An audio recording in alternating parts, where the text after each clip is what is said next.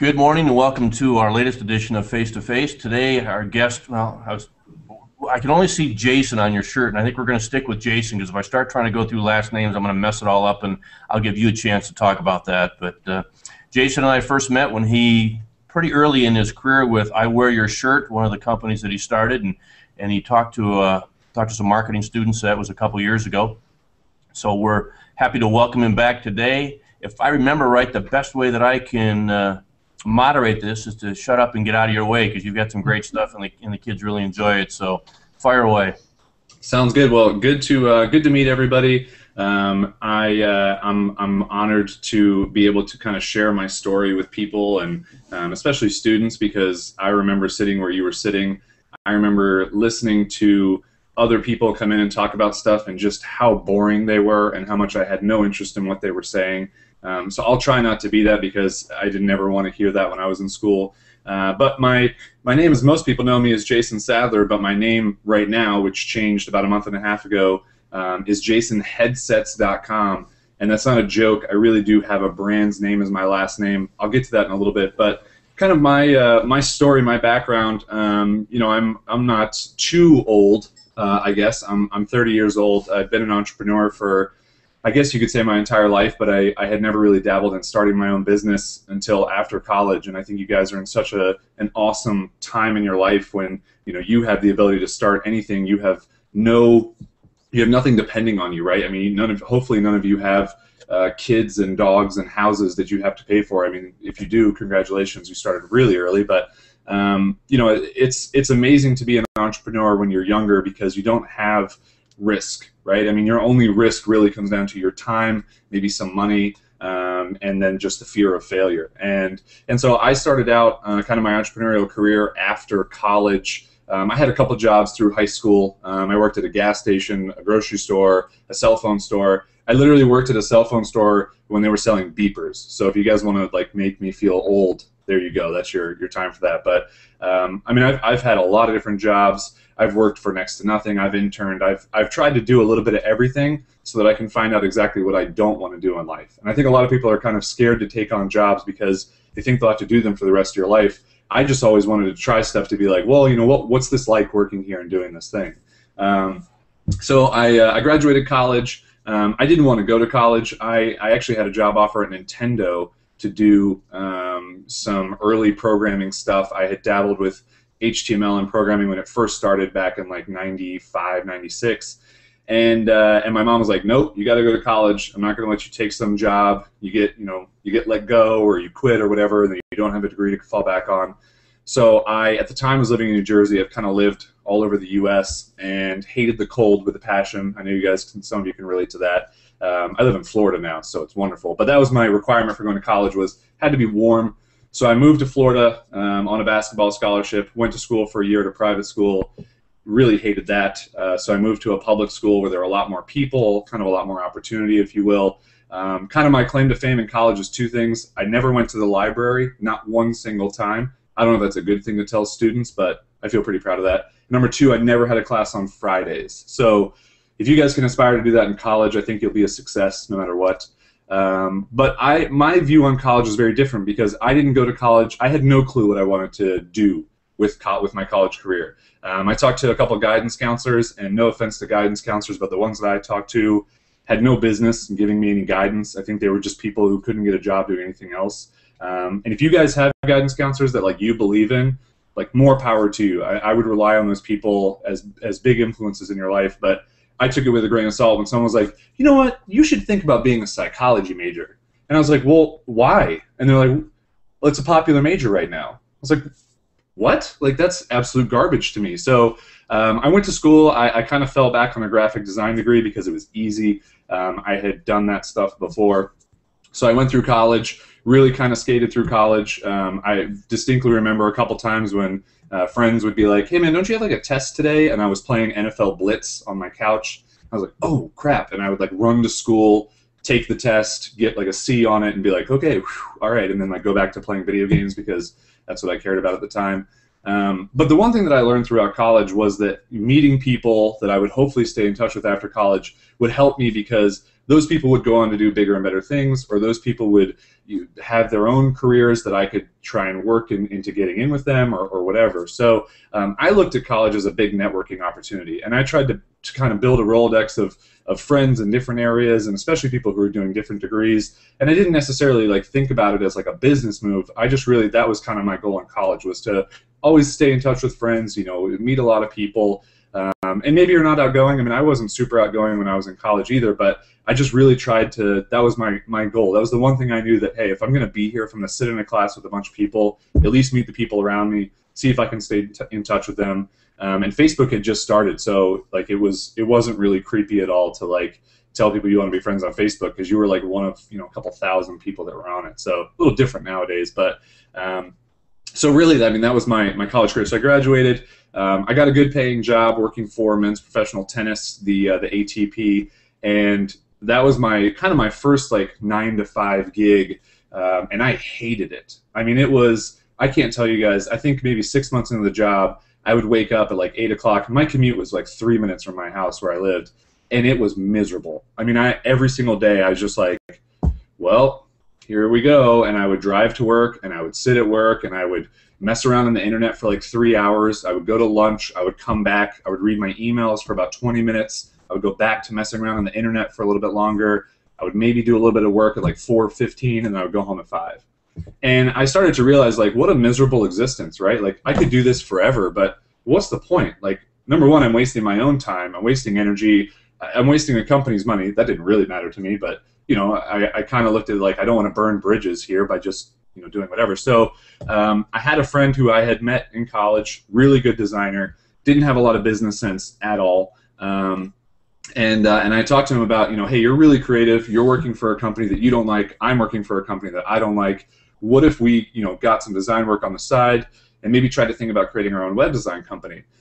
And he was like, yeah, sure, I'm totally into this. And I remember we were eating burgers and fries at the time, and I was like super excited. Like I think it was the first time I had ever felt like entrepreneurial energy inside my body, because I was like, man, like this is something that I would control, that like I would put all of my effort into. And whether like I was doing the design or the marketing side or whatever, I really felt like it was interesting. So so we left that dinner. I paid because I had the higher paying job at the time, and we kind of just stayed in touch, and we did this thing. And so really what I did is I reached out to those connections that I made through college. I reached out to friends that I had made through friends, and I said, hey, I'm doing this design thing. You know, do you need any work? And we're trying to do a little bit higher end design, you know, just trying to work with like bigger clients and better clients. And 6 months later, we had like 6 or 7 paying clients who were on retainer. I had never done any of my own business stuff before. I was really flying by the seat of my pants. I would go to work, that same schedule, internet browsing, lunch, emails, internet browsing, a little bit of work, and then go home. That was literally my schedule every day. I'm not even kidding. There was probably a meeting somewhere in there too that I like just drew in my notebook during. So we did this for about 6 months, and it started to get to the point where there was enough money in our bank account that like I was like, hey, like, can I have some of this money to like do full-time stuff with this? I mean, I'm the one who's bringing in all the clients. I'm the one who's helping manage everything. And so we made the decision. I went into my job. I gave him 2 weeks notice. I had recently been promoted to like head of product and marketing, which is such a joke because, I mean, I just browse the internet all day. But that's how backwards like the 9-to-5 world is, right? I mean, that's, you can, if you're smart enough and if you know how to play the game, I mean, if you want to live in that world, you can do that. But I knew I didn't. I mean, I knew I wanted to work for myself. I wanted to kind of control how things went. So went full-time with this design company. Within a year, we were up to $250,000 in revenue, which was really awesome for basically 2 people, and that was out of nowhere. I mean, we were just hustling. I would probably work 16 hours a day, contacting people, trying to find new friends, trying to manage, you know, design projects and be a part of them. And a lot of our clients started coming to me and asking, you know, hey, what's going on with Facebook? What's going on with Twitter? What's going on with YouTube?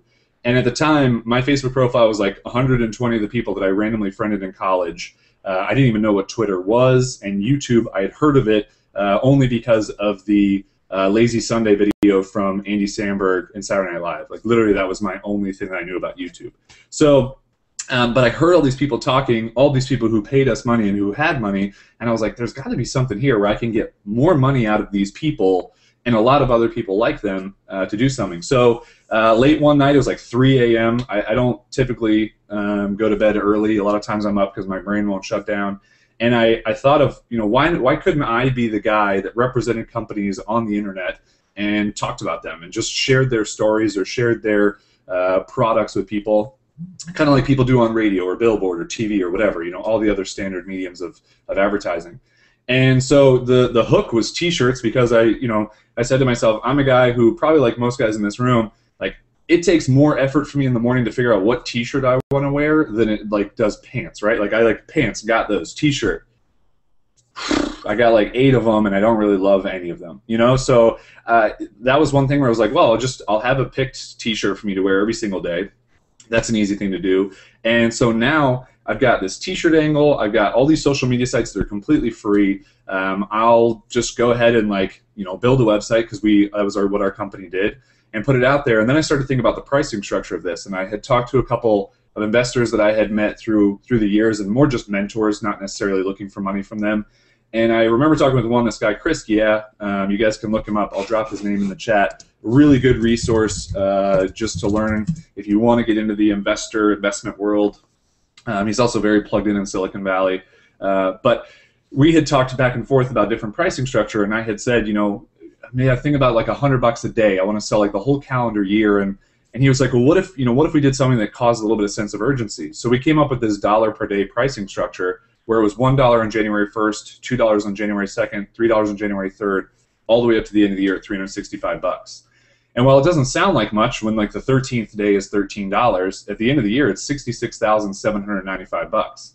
And that's not bad. And that was for me to be wearing T-shirts for a living, making a video every day, sending out some tweets and some Facebook posts. So the idea was there. I laid the foundation. I built the website. I put the website up. I was super excited. The website went up in October. I was going to sell the whole calendar year, and no one bought for like weeks. Like, the site was up, I was really excited, and no one even, I think the web traffic was like 52 hits a day, and I think my mom was like 50 of those, just refreshing the website constantly along with me. So I knew that it wasn't going to be an easy road. So from that point, what I did is I went into my email, or my email address book, and I said, hey, every single person in here, I'm going to send an individualized email. I'm going to tell them what I'm doing. I'm going to ask them to share my story, not purchase, because I didn't want to spam them. And most of the people who got the emails from me wrote back, this is a ridiculously bad idea. Like, what are you doing? This is not going to work. We're in a terrible economy right now. No one's spending money, let alone on someone to wear T-shirts for them. And I was like, okay, awesome. Like, just delete and then move forward. But I did get people who gave some great feedback, and I got some people who forwarded my email on. And before I knew it, it was about Thanksgiving, and I had, the first month or two sold. Zappos was one of the earliest, biggest companies that found me through Twitter, as I was just randomly tweeting with people. And they're like, hey, we saw what you're doing. We picked up the 29th day of your calendar. And, like, how awesome is that the 29th day went to Zappos? Then I also thought, like, how cheap is Zappos that they're a billion-dollar company and they only spent $29?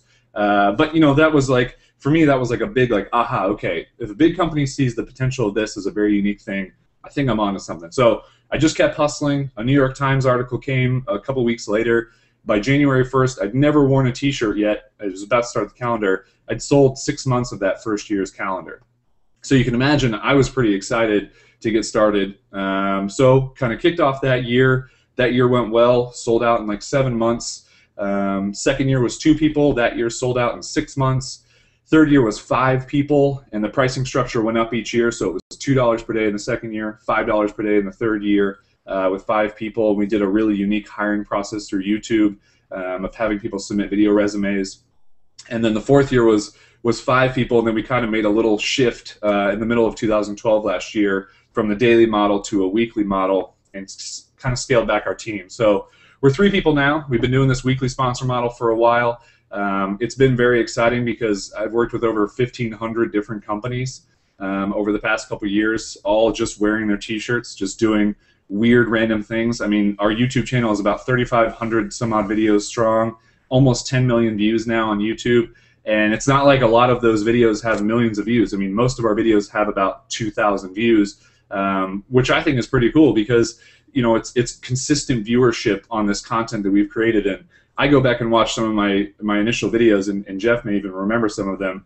Whew, they are terrible. I mean, they are like literally some of the worst videos you've ever seen. I'll watch them and I'm like, I just want to stop. Like I can make it through like 10 seconds of my own first videos. But that's the whole part of the process, right? Like you got to start somewhere. You got to get out there. You got to do it. So anyway, I did all this stuff. You know, I've built this company. It's still going. We've got another company shift coming up in a couple months. We're trying to do something much bigger, but much different with the t-shirt wearing model. But then a part of last year was my mom went through a divorce, and I'm very close with my mom. She was a single parent with me until I was 8 years old, and I've had 3 different last names throughout my entire life, and so nothing really sticks for me. You know, like a lot of people saw this whole selling of the last name thing, and they're like, oh, like what a sellout! Like doesn't even care about his name. I don't care about my name. I mean, I don't have a legacy to carry on with any name. So when my mom told me she was going through a divorce, I joked like, hey, I'm gonna sell my last name, and we kind of laughed, and I think it made her feel a little bit better at the time. And a couple months later, we were having a planning meeting with my I Wear Your Shirt team, trying to think of a fun way to get our business out there in the public. And I remember it's actually in this notebook that's right next to me, and I'll have to make sure I don't throw this away. But it's literally in here, like, you know, sell your last name, and I should like dog ear the page so that I can easily show it to people. But how silly of a thing to, like, at the top of a page put sell your last name as like your next big marketing idea. But we decided to run with it. I was going to build a website, again, just, you know, put a website out there. Started the auction at $0, and I decided I would do a 30-day auction. I waited for the election to be over because that would obviously take all PR away from this idea. So November 1st it started. It was at $0, and the idea was a company comes. If they're the highest bidder at the end of the auction, they own my last name. I changed my last name legally to them for 2013 only, 1 year. And I would change it across all social media sites and hope that there was a big PR fallout, you know, from this idea. So put the website up, and it was the complete opposite of when I put the I Wear Your Shirt website up. Within 24 hours, the bidding was up to 30 grand. It had been talked about I don't know, 6,000 times on Twitter. I mean, something ridiculous. That day, I literally, like, could not, my Twitter feed did not stop from people talking about it. And it was pretty awesome. I mean, it was pretty cool to watch that a lot of people, again, said this idea was terrible. And it's funny, I know your teacher believes a lot of what Seth Godin says, and I had actually emailed Seth Godin about this idea because I had emailed him about I Wear Your Shirt a couple years prior.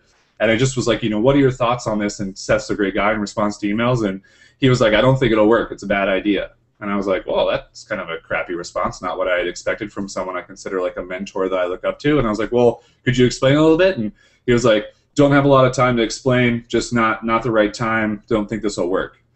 And I was like, all right, well, now I'm kind of pissed. Like, now I want to make sure that this does work because I want to prove, you know, this guy who knows everything about marketing wrong.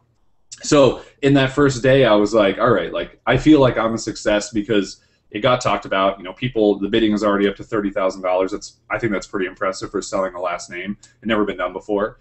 So the auction ended. The final bidding was between 2 companies. It finished out at $45,500, and the company was HeadsetsDotCom. The next couple days after that, I was literally on every press outlet there is. USA Today, CNN, Good Morning America mentioned it. I was on Fox and Friends. That was where the live announcement was. I mean, it was just crazy. And I literally created this all out of nothing, right? I mean, my marketing budget for this whole thing was the money that it took to create the website, which was like $1,800. So it was pretty awesome to kind of see that come to fruition and know that, like, I created this idea out of nowhere, had people tell me that it wouldn't work, you know, had a lot of people doubting this idea, but I didn't listen to them because I thought that this was a valuable thing. I've got 40,000 followers on Twitter. I've got, you know, 20,000 followers on Facebook. You know, we've got all these views on YouTube. People know my name. They've seen my brand. And I think it could be really, really interesting for a company to do that. So all the press was great. I got flown out to meet the company, HeadsetsDotCom. Their CEO is really cool. It's a $30 million company. Who knew headsets could be so profitable? I had no idea. So I met with their team. I actually joined them for their holiday party, and it was really cool to kind of get to meet them in San Francisco. And when I came back, they were like, well, we're going to wait for the first of the year to do some review of how this thing went. We already know that our traffic has been through the roof because of all the press. And then they released a press release. They made over $250,000 in revenue from all the press about the last name sale. So they spent $45,000 and made $250,000. I can tell you I'm not a business expert nor am I a financial expert, but that's a really good return on your investment. So, you know, I just try and look at doing things that are really disruptive, that are really interesting, that a lot of people won't do.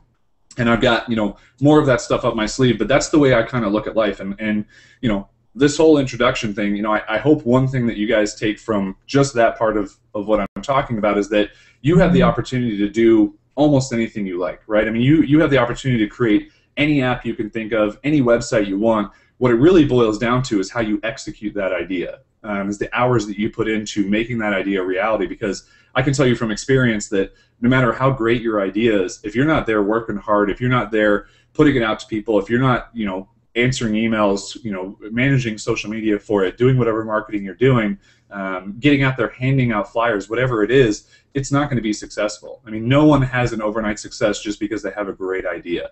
You have to execute on it over and over again. So, you know, I think that you guys are sitting on a gold mine when it comes to time. And that's one thing where I wish I had more time in the day these days, because now I get pulled to different phone calls with potential clients. I get pulled to phone calls with designers and developers. I get pulled on phone calls to keeping old clients happy, or talking to new prospective clients, to doing stuff like this, which is great. But most of the time, I don't get to focus on the real core of my business because I have so many other things I have to do to pay the bills. And so you guys are in an opportunity right now where time is the thing that you have the most of, right? I mean, you can leave school, you can go work out, play sports, play video games, watch TV, hang out with your friends, do whatever it is that you want to do, but none of that is really taking up your time of setting yourself up for the rest of your life to not have to work, right? And there's that entrepreneurial quote that's like, I work 80 hours a week so I don't ever have to work 40 hours a week again. And I live by that. I mean, I work a lot of hours every single week because I want to retire in like 5 years. And I don't really know what retirement means because my brain's always working. I'm always thinking of interesting things, but I don't ever want to have to go to an office and sit at a desk and work at a crappy job. I want to work right now as hard as I possibly can so that I can build something that I spend all my time and effort into and that I love, and that I don't ever have to worry about doing something I don't love ever again. So you guys are in a unique opportunity, and I talked about a little bit in the beginning, you know, of college and kind of where that's coming in your life for you, and what that's going to mean for you. And I don't have all the answers when it comes to picking the right college or what major you should choose in college. But the one big piece of advice I will give you in college, besides networking, is to diversify the classes that you take. I wish, if there's one thing that I regret about school, it's that I would have taken a couple more business, finance, just 101 classes in these things. You know, marketing. I never took a marketing class in college. I'm dead serious. Not a single one. I'm a guy who invented wearing T-shirts for a living. I'm a guy who sold his last name. I mean, I just come up with these things because that's how my brain works and that's how I'm wired, which is cool. But to have the foundation of the basics of advertising, the basics of marketing, that's really cool stuff. Biology, art history, like all that those crap classes. I mean, you have to take those, figure out how to get through them and get the C that you need to make your mom happy. That's what I did. But take classes that really matter. That, like, you could actually potentially use this stuff later on in your life. And it may seem boring to be like, well, I'm going to sign up for a business class, but I'll tell you what, a lot of you probably couldn't explain to me the difference between an LLC, an S Corp, a C Corp, and a sole proprietorship right now. If you can, that means you have a great teacher who's taught you these things. But if you can't, you'll learn that stuff in a basic business class, and it won't be something that you have to pay a lawyer to explain to you, which is thousands of dollars. No joke. So while you're in school, really think about, you know, hey, taking this stuff, and you can learn this stuff now. I mean, that's the great thing about the internet, is that you can take a lot of like online classes or just YouTube videos, or ehow.com can teach you this stuff. And I would really try and build a foundation of all the boring stuff first, because you can get that stuff out of the way. You can learn that stuff. You can pick up a book to learn how to build a business. Then you don't ever have to think about it again. Then you can just know it. It's a foundation of what you're doing going forward. It's super boring, but at least you'll get it out of the way. And that kind of leads you into, you know, spending the rest of your time on just doing really creative stuff. And I think it's really cool that you guys are like your thing this semester or time, whatever it is to build a project and kind of have to execute on that project and figure out how to do it. Because I wish I would have had that opportunity in school. I mean, I learned all the really boring stuff, and I didn't have a chance to do what you guys are doing. And like, now is the time, like I said, where you have the time to do this. And who knows? I mean, this project that you create right now could be like your career down the road. I mean, it could be something that you say like, oh, I want to be, you know, the next video sharing app that does XYZ or whatever. And that's really cool. If you have the ability to build that, if you have the ability, the network of people to help you promote and use that, you know, that's really awesome. And, you know, it leads me to think about, I don't know how many of you guys use Snapchat. How many of you use Snapchat? You guys know Snapchat? A couple of you don't Snapchat. Okay, so like Snapchat's the most worthless app I've ever seen in my entire life. It is ridiculous. That app is literally only for sending naked pictures of yourself to your friends. And I'm sorry, but that's exactly what it was built for. But the app is worth like $70 million. And I'm not, like, obviously they don't set it up like that. Like, that's not how they tell you what the app is for. But they've found what people love to do with something. They've built an app for it that's ridiculously simple. And they've done that. And, like, that's the opportunity. That's the time that we live in that 50 years ago, obviously you wouldn't have had a chance to do that. 10 years ago, you really would barely have had a chance to do that. Like, create that stuff now, right? Like, think about that stuff now. What's the next thing that you can do that is addictive, that's fun, that's engaging, that's really interesting, or something that's remarkable? I mean, something that's different, that's going to help people change their lives. You have the ability to do all that stuff now because there's no risk for you. I mean, if it fails, move on. And that's one thing that, like, I've learned over the past couple of years. I'm not afraid of failure at all. I'm not afraid of someone telling me, oh, that idea was a failure, you know, you look like an idiot, because I know that my next idea is going to be better because I learned from all the stuff that failed from the previous idea. And so many people get caught up in, they don't want to feel bad. They don't want to feel like, oh, that idea failed and it made me look bad. Who cares?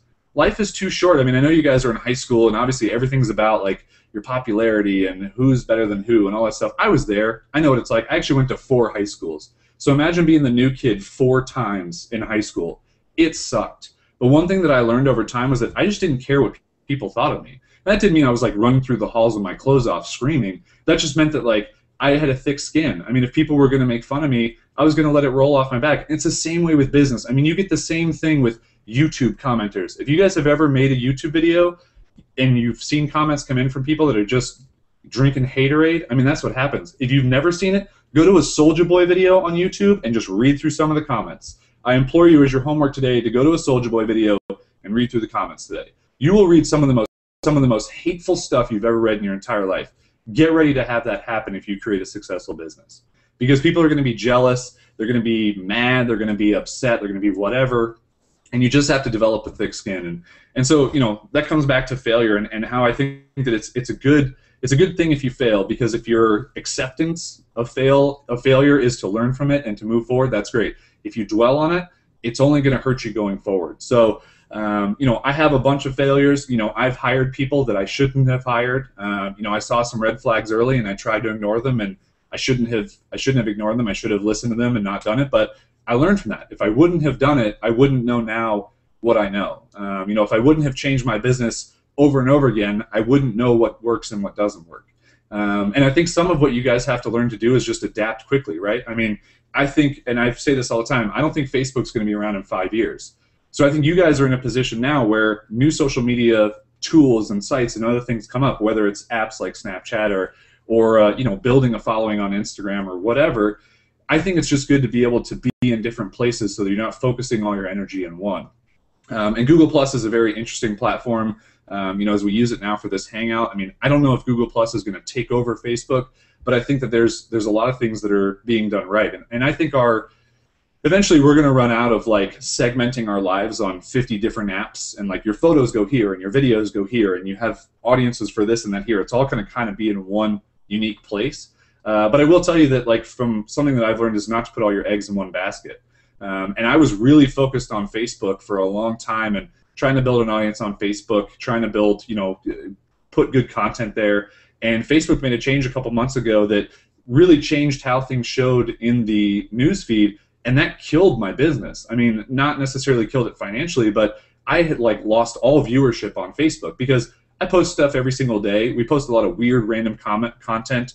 You know, if you go through my Facebook photos, there's weird stuff of me, like, in unicorn costumes, doing just really odd things. But, like, I thought it was fun and engaging content, and Facebook, you know, saw it as just another piece of content. It wasn't anything different from anybody else. So I've really learned very quickly that, you know, I try and segment my content to different outlets because I want things to be interesting in different places. So, as you guys look forward to using social media tools, don't be afraid to explore different ones, try different things. I mean, if you're the first person to try something, I honestly think that's cool because you kind of find the next thing, and you can be the person that's always trying the newest thing and trying to use it. So, but I hate talking straight without taking any questions from anybody. So, Jeff, I don't know if you have any questions or anything you want me to necessarily touch on, but I don't want to just drown people out with my voice for an hour straight. One of the things that I do want to ask you about is you mentioned it earlier. It says you want to be disruptive. That has a whole different connotation when you're sitting in a high school classroom versus what you're referring to. Tell us what that means and give me some examples of what you see as being as a disruptive. Well, I mean, think about it from the perspective of like the kid who invented chat roulette. Do you guys remember what chat roulette is? It was only a couple years ago, but it was basically Snapchat on the internet with video and a lot of the same like random nudity. And like the thing about this was like a 16-year-old kid who coded this thing like while he was in school, and people wanted to buy this thing like crazy. And I don't even remember what necessarily if it was purchased or whatnot, but it just goes to show you that like you can create stuff no matter where you are, no matter what time of life you're in, and it can be stuff that's successful. And that's really what like chat roulette was. It was a very disruptive platform. It changed completely how people thought about doing video chat, because the whole idea was you could chat with anybody randomly constantly, right? I mean, you just continue to press next or whatever. And that really disrupted how people did video, because you're so used to Skype where you talk to one person, or you do like a live stream where you have one video and like an audience, and the only way to change it is to like go to a different show. Whereas this really was like a whole different randomization of talking to people, and it really it took the internet by storm. I mean, it was all everybody was talking about, and then it got really gross, and then it was all anybody wanted to joke about. But I think that's partially kind of a missed opportunity on a young founder not knowing how to change and adapt his business. But it just gives you the idea of like you can create something that's completely unique to how people think about stuff. And I know that like one of you sitting in here probably has an idea of how to make Instagram better, or how to make Facebook better, or how to create a Twitter platform that you actually hear the stuff you want to hear, and it's not just random pictures from your friends that they're posting, and you see the same stuff all over the time or all over the place. But I think that's a big key, is when you think about whatever your idea is going to be, is how does it disrupt something? I mean, people always talk about when you create a business is what problem does it solve? And I think that's a really good foundation of creating a business, but how can you be disruptive with that? I mean, how can you make that idea really stand out for people, and how can you make that idea be something that resonates with them or that they have to check out? I mean, they're just like, whoa, what is this? I've got to see this thing. I've got to try it out. That's a really good way to think about what business could be for you. You're talking about how you don't go to bed early because your brain just doesn't stop, and when your brain is working, it's probably doing so in a somewhat non-traditional way. You come up with the ideas, whether disruptive, whether they're crazy. What steps? What advice? You just have to be born that way, or there's some advice you can give these guys to help them at least get more creative and more open to ideas? Yeah, I mean, I think I'm not gonna lie to you. When I was in high school, I thought I was too cool to do what older people were doing, right? And so now my thing is that I have 9 different journals, and I can actually show you a bunch of them that sit by my desk. And I take these journals with me whenever I'm going on trips, or whenever I'm going in different areas of my house, or whenever I'm going to meetings, I mean, whatever it is, because I'm always thinking of stuff, right? I mean, and I think that you guys are probably always thinking of stuff too, but you haven't necessarily trained yourself to really put that stuff from your brain onto paper. And so what I try and do is always just write stuff down. I mean, no matter what the idea is, no matter how weird it is. Funny enough, my girlfriend bought me a notepad for the shower, so I have a notepad that sits in the shower. And it's weird, but some of my clearest thinking comes in the shower, and we don't have to get into any details of why I think that is, but I mean, I don't know why, but that's where my brain works the clearest. So I'm always trying to write stuff down. I'm always trying to, I mean, no matter what it is, if I'm thinking of something, I mean, Evernote on your phone, or just the Notes app, or just text messaging yourself stuff, it trains your brain that whenever it thinks of something, you're going to move it out of the way so that it can think of more things. And that's kind of the way that I think about stuff, is that my brain is very good at getting rid of worthless information. I can't quote movies to save my life. I would love to quote some of my favorite movies, but my brain just gets rid of that information because it's a very like short-term memory for me. So I always make sure I write stuff down. You know, kind of like that last name idea. That idea, I joked about it, and I was like, I'll write that down. And like wrote it down, and then like came back to it and used it. And I've done a lot of that stuff with my business and like features that we think about for I Wear Your Shirt, you know, our website. It's like, hey, I wanted to do badges when, you know, Foursquare, and you guys probably never heard of Gowalla, but it was another check-in service before Foursquare, of like, I want to do badges for our site. And so I wrote it down, and we came back to it a year later and implemented that feature. And so I think that goes along with like either new things you want to do with your business, or just new ideas, and just constantly writing them down. You know, my to-do list, I write down my to-do list almost every single day, because it just makes me better at being productive and getting things done. And what you'll realize is that, like, I know where you're sitting now, like, you don't really give a crap about being super productive, but I do now, because I don't want to spend all my time wasting energy on stuff that doesn't mean anything. I want to work on like the big picture stuff, so I get that stuff out of the way as early as possible. And I think some of it too is how you're wired. I mean, some of it too is how you think, how you look at the world. You know, I'm always looking at the world and seeing an opportunity to do something to make it more efficient or to make it more fun. And I just try and write all that stuff down, because I never know what's going to come of it. You know, I don't know if my next business idea is going to be, you know, me taking a shower somewhere else in the world. But I just always trying to be prepared for those ideas that come to me. Give me, you talked several times about social media. Is that important because of the nature of your business, or should these students consider that important regardless of what direction they go in business? Yeah, I mean, I think, you know, it's kind of like, if you're not paying attention to social media right now, you're kind of like that curmudgeoned old lady, or like grumpy old lady who like just doesn't want to, like, you know, adhere to society. Like, I don't want to look at that, because it's what's here, it's what's now. This is the, like, the time that we're living in, is the Facebook, the Twitter, the YouTube. I mean, all this stuff. This is where everybody is. I mean, there's billions of people on these platforms, all in, that are using these things. And if you don't want to be there, and I hear of a lot of companies that don't want to use social media, and it's free. I mean, it's completely free resources, and the thing you're gonna spend time with, or the thing you're gonna spend money on, is your time using it. And you know, I do a lot of consulting nowadays, and what I tell people is that, you know, hey, you really need to think about building a strategy for social media, especially if you're going to use it for business. If you're going to use it for yourself, just get out there, use it, follow some people that you love, you know, or are interested, not necessarily love, but talk to them, engage in conversations. I did a lot of really random Twitter conversations when I first got on, just talking to people, searching hashtags, because I just wanted to find new people who were like-minded that I could maybe bounce ideas off of. And that's how I found some of my kind of closest entrepreneurial friends that I have nowadays, because they were just on it early.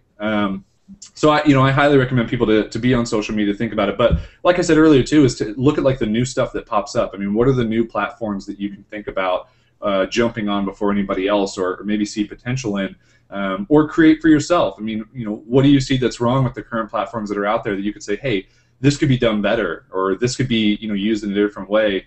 You know, those are the opportunities that you have right now, and I'm hoping that, like, one of you sitting in here has a great idea for something, and you're just waiting for that moment to make it happen. I mean, now's the time just to try, and if it doesn't work, it doesn't work, but at least you learned, and at least you got some lessons out of that, so you can move on to your next thing. Have you used Vine much? Yeah, I do use Vine. It was funny when Vine first popped up. I kind of shook my head, because I was like, well, there are already some short video sharing apps out there. You know, what's the difference between Vine and the thing that's different about Vine, that's different about that's different about Instagram, is that it's very confining, right? I mean, Instagram is a square photo, and you get a certain number of filters for it, and that's how you can use it. And you can't use bigger photos, you can't use smaller photos. I mean, you use the size that they give you. And so Vine's very interesting, because it limits you to that 6-second video. So, you know, I like to be an early adopter for things. I mean, I signed up as soon as it was available, grabbed my URL or my username. I mean, I think that's an important thing. If you guys have business ideas, I mean, first thing you should do is grab your URL, you know, your different names on Facebook and Twitter and everything else. So some weird random person who posts a lot of pictures of him smoking weed doesn't take it. And that happens to companies all the time, because people love to be jerks about that stuff. But you know, to grab all your usernames and just to be on the platform. I mean, I think that I haven't posted a lot of really compelling content on Vine, but I'm just very curious about it, because it is a new thing. I mean, it's something that everyone's talking about.